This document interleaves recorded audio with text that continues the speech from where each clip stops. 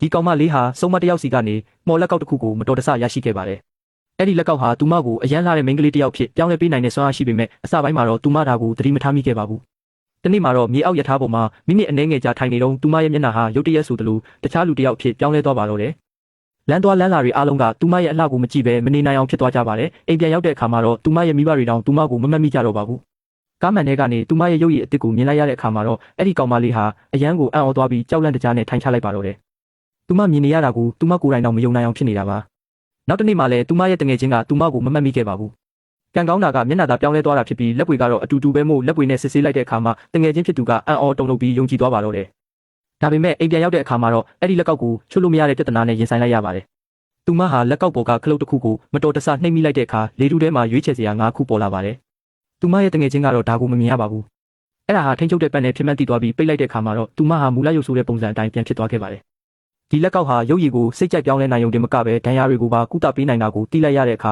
သူတို့နှစ်ယောက်စလုံးအံ့ဩသွားကြပါတယ်။တငယ်ချင်းဖြစ်သူရဲ့အကြံပေးချက်အရတခြားဖီးခြားတွေကိုစမ်းသပ်ကြည့်တဲ့အခါမှာတော့လေထုထဲမှာအဝိစားမျိုးစုံပေါ်လာပါတော့တယ်။ကောင်မလေးဟာအနီရောင်ကာဝင်လေးကိုရွေးချယ်လိုက်တဲ့အခါလက်ကောက်ကနေမော်လင်းတန်းတွေထွက်လာပြီးသူမရဲ့ခန္ဓာကိုယ်ပေါ်မှာအဲ့ဒီကာဝင်လေးဟာအတိအကျဝစ်စင်ပြီးသားဖြစ်သွားပါတော့တယ်။